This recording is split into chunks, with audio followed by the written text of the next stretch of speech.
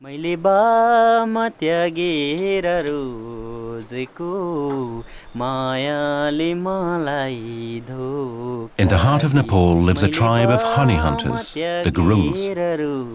They are the last humans before an 8,000-meter mountain peak, and their village is surrounded by thick jungle. Its secrets a mystery to all but the locals. 1 month a year, giant Himalayan bees, the biggest bees in the world, come to gather nectar from poisonous flowers, giving the honey they make certain medicinal, aphrodisiac and hallucinogenic properties. The Gurungs take outrageous risks to collect the honey from the cliffside hives. But they've developed an almost mystical rapport with the bees, which enables them to work without any protective clothing. The precious liquid has to be eaten with great care to avoid serious intoxication.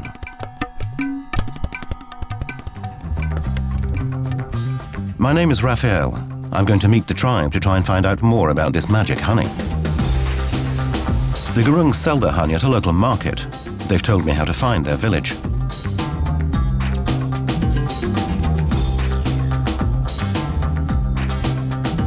On the way, I meet Dipak and Kumar, two friends who are in contact with the tribe.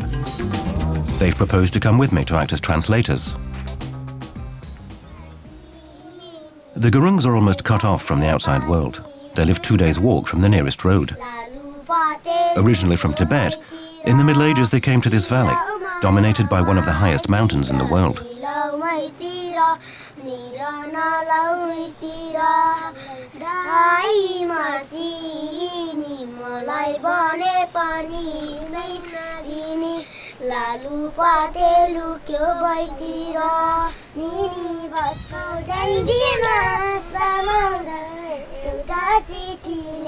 A 150 villagers live here, including many elderly but very healthy people, and a good number of children who attend the village school.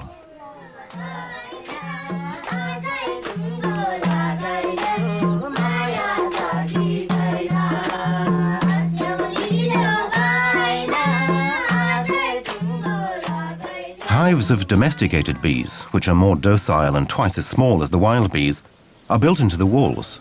The honey can be collected from inside the houses.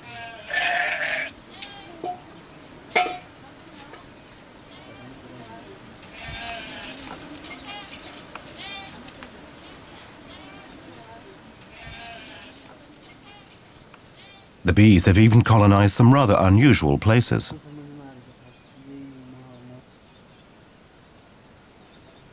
The Gurungs are almost entirely self-sufficient. They grow vegetables, corn and rice. The village mill turns the cereal into flour.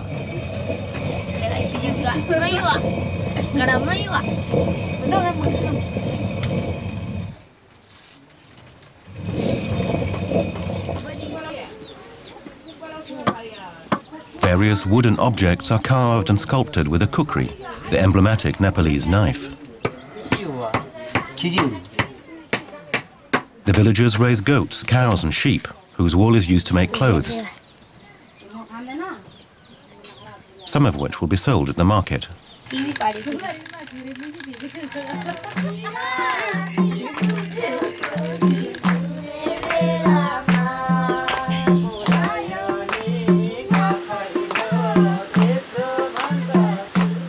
Some also fish and hunt for deer, using rifles loaded with a ramrod. And they stay on the lookout for bears, which could attack their flocks, or the village children. Men and women of all ages regularly work on communal tasks, like here for the building of a new path. Maoist dissidents who took control of the valley make sure everyone takes part in the work necessary for developing the community. The Gurungs are reserved and discreet, but their good humor and joie de vivre is infectious.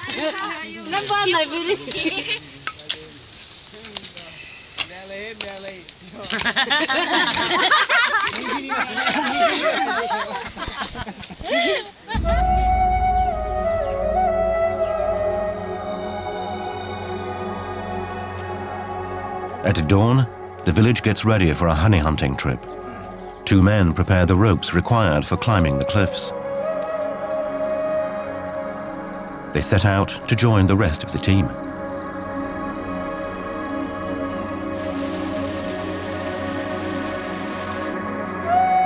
The hunters meet up. Noba, Kershing, the oldest hunter, Nandala, and Dali.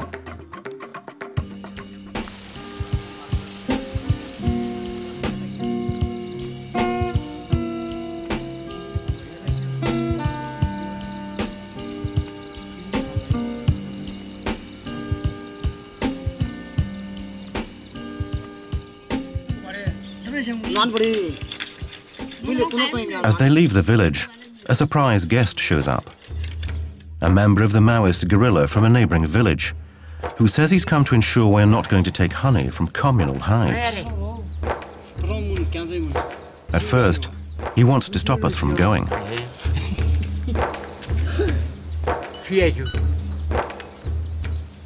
His presence here is also a publicity exercise. He wants to make sure the young Nepalese communist logo on his t-shirt appears in the film.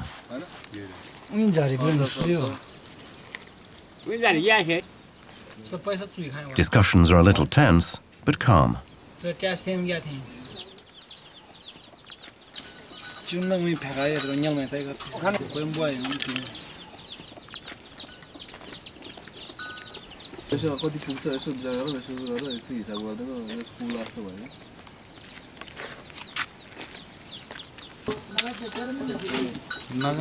Finally, the young Maoist agrees to let us leave.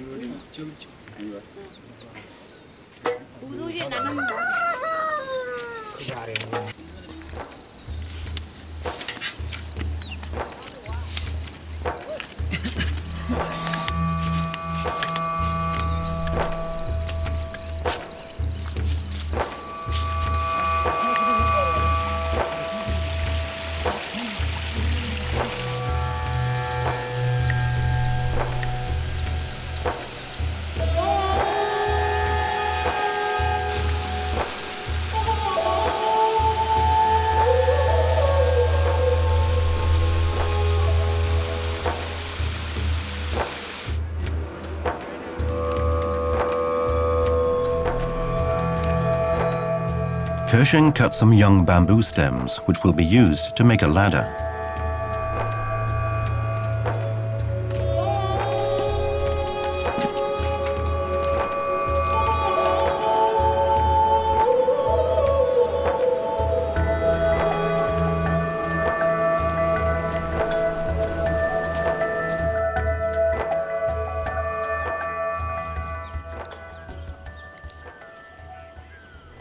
At midday, we arrive at the bottom of the cliff.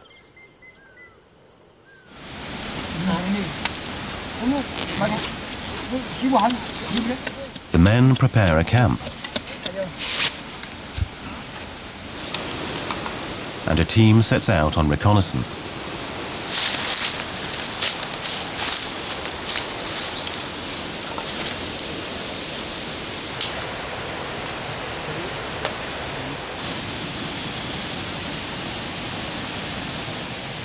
On the cliff face, a black mass can be made out, and so the honey hunt can begin. How old were you when you started hunting for honey? I began when I was 20, and I do it every year. Today I'm 60, so that's 40 years. My father and grandfather did it before me, so I was always curious about it. What's the first thing to be done? First of all, there's a ritual called a puja. Puja is a Hindu term referring to a religious ritual where incense is burned and prayers are offered. The Gurungs are Buddhists, but have retained a form of animism in their relations with nature. They invoke certain spirits, in this case a forest spirit, to whom they offer the life of a cock, a sacrifice that will guarantee a successful honey harvest. We do this ritual to avoid problems, misfortune and accidents. We have to summon the spirit of the forest because it has a soul, and we don't want to offend it. We pray twice, Once here and once down below. We've had the same traditions for a long time. Everywhere we go, the traditions are the same. When we hunt the honey, the bees don't give in easily. It's a real combat. It's a bit like we were taking their children. We make this offering to be protected, and so that no one falls.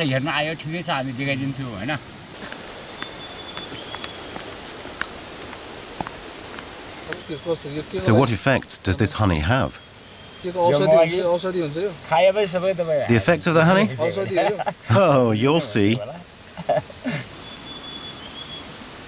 The sacrificed cock will also serve as a meal.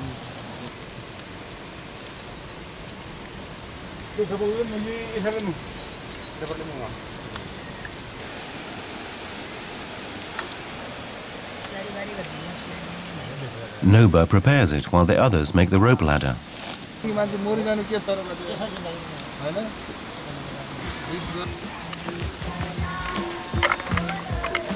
Rungs are fitted into ropes made from braided bamboo.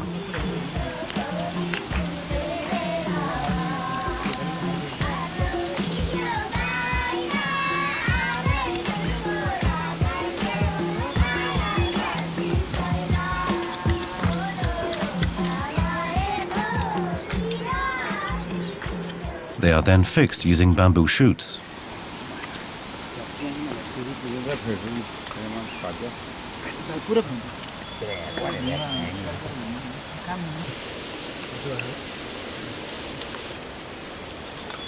The hunters prepare bundles of green leaves, which they will light to smoke out the bees.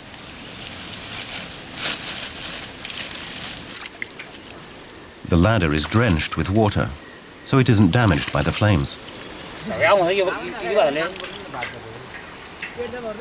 The meal is ready, a cock curry, and the team is soon ready to begin hunting.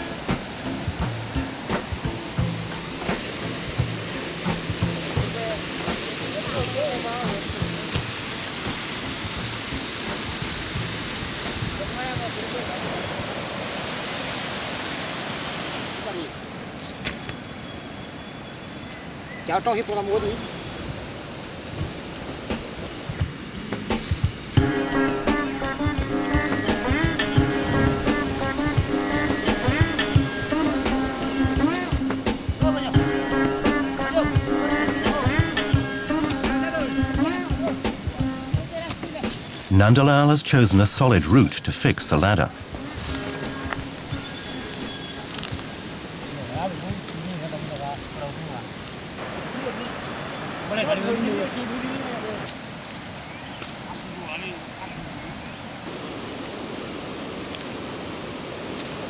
A safety mechanism is connected too. A wooden structure is installed to hold a wicker basket for filtering the honey. The hunters will split up. Kershing will climb the ladder and cut holes in the wax using sharpened bamboo spatulas. Lukba, Nandalal and Dali will stay at the top and raise and lower the baskets of honey.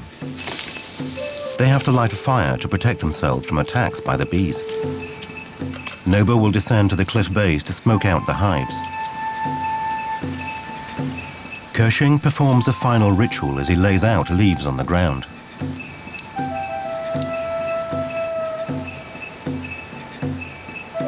We follow Noba.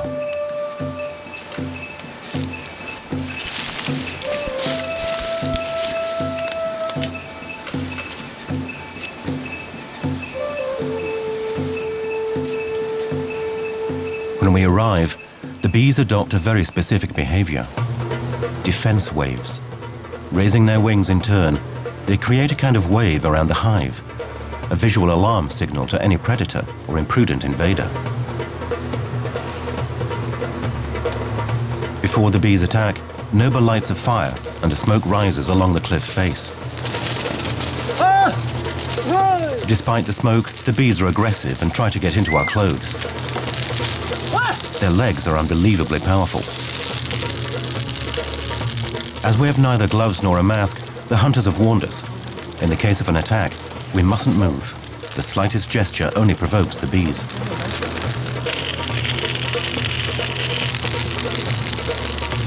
Kershing climbs up wearing just shorts and a t-shirt. His confidence is astounding, and his mystical rapport with the bees is clear as he finds himself facing a furious swarm.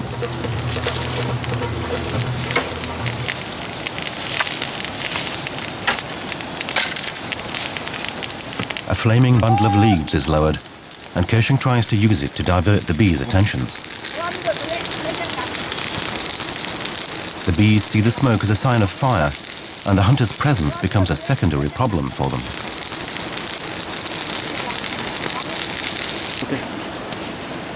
Dipak has been stung on the head and decides to move away.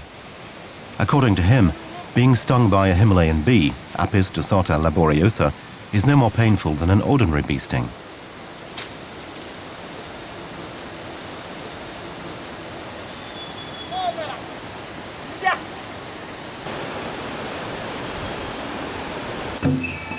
Kershing will sometimes remain immobile for several minutes to make the bees less aggressive.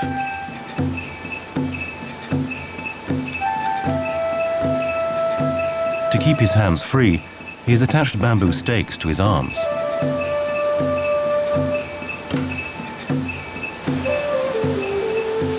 A basket is lowered on a rope. He pushes it under the holes in the wax and, using the stakes, cuts out several kilos of honey, which fall into the basket. The other team members simply haul the basket to the cliff top. The harvest demands perfect coordination, but the tribe's history has been marked by several fatal accidents. Each cliff bears the name of a dead hunter inscribed on the rock.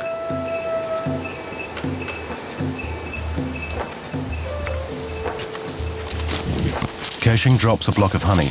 It falls at my feet. Surprised, I slip and fall, but fortunately, the vegetation breaks my fall.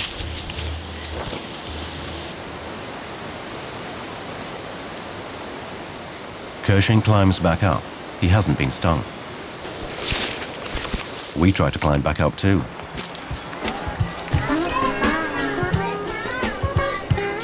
It's a good harvest, and everyone is safe and sound.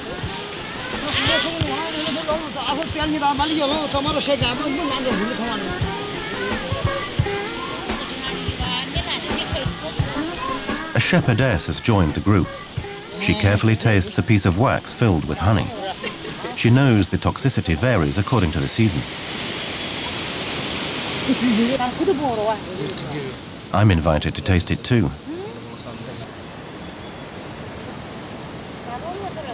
The initial effects are immediate. The honey contains diterpenic alcohol, a toxin that causes inebriety, similar to the effects of absinthe.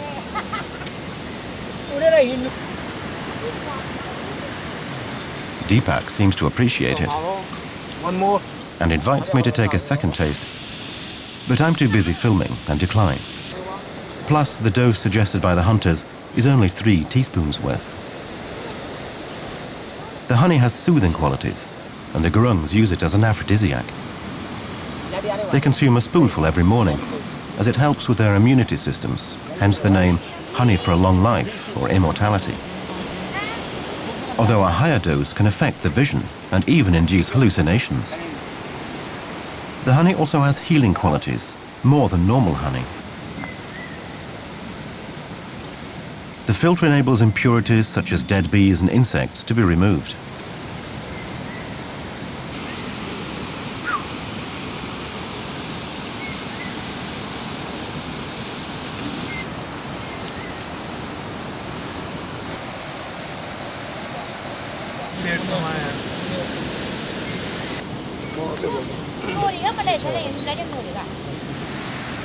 A few blocks of dried wax are cut and taken to feed the animals. Others are left in place.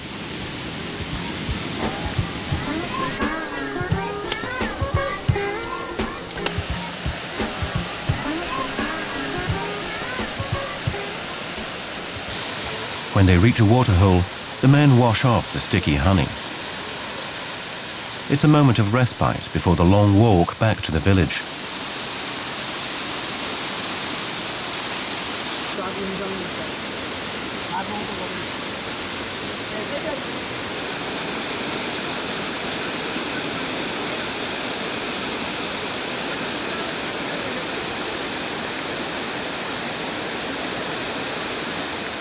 The hunters can't delay any longer, as evening is approaching rapidly. Dale brings up the rear when there's a problem. Dipak feels ill and can't walk any further. What's going on? He doesn't feel well. He can't walk. How come? Because of the honey. How much has he eaten? A good handful. Oh, that's much too much. I'll go and get the others.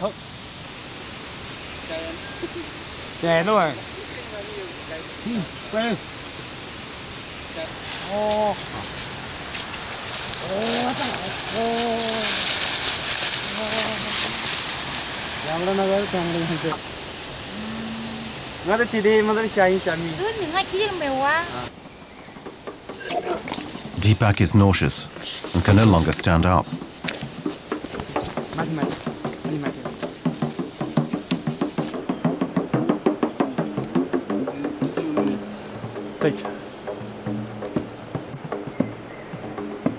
Suddenly, he has convulsions and loses consciousness.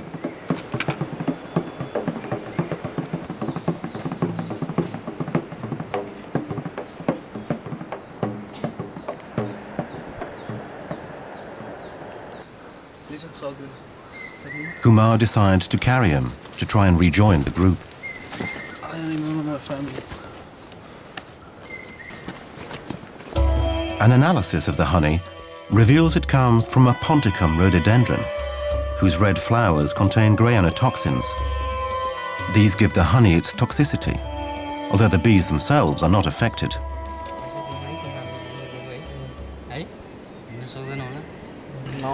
Everything's spinning. A honey overdose can cause cardiac and respiratory irregularities, some of which have proved fatal. Dipak is suffering from paresthesia, with unusual sensations in his fingertips. A woman from the village arrives and learns of what has happened. Her name is Yamu. Nandalal and Noba have given their equipment to the shepherds and come back to help Dipak.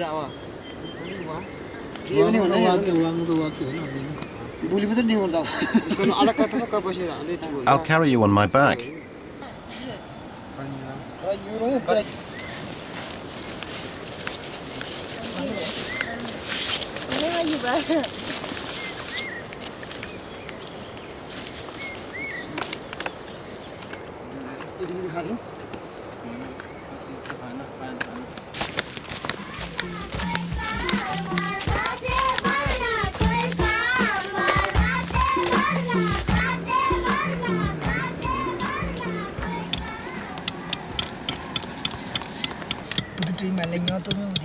The men don't appear to be worried and take the situation with good humor. Some are clearly a little intoxicated. Dipak starts vomiting again.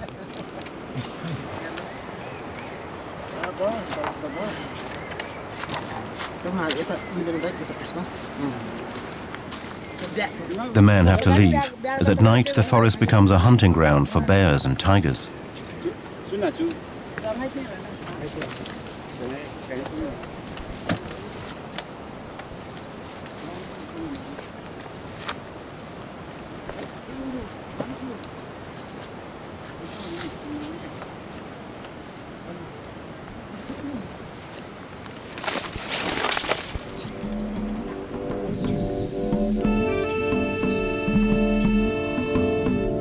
In ancient times, Greek and Roman armies suffered the same fate as Dipak after raiding honey from a Turkish village surrounded by rhododendrons.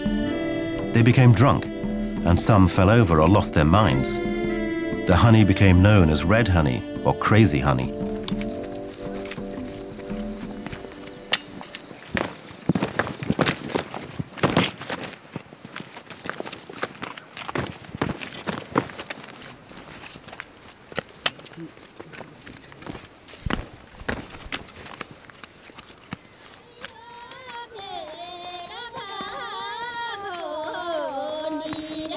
At last, we reach the village.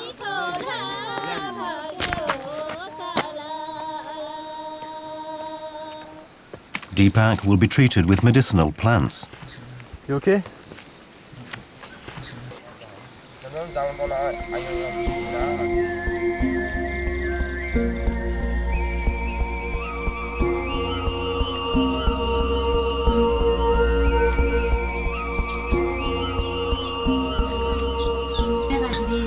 The next day, Dipak is better and gets away with just a nasty headache.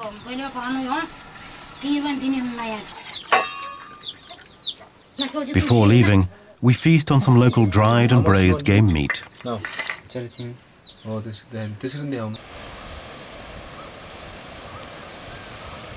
We leave the gurungs filled with respect for these simple, discreet heroes. Dipak and Kumar take some honey, which they have promised to consume with moderation.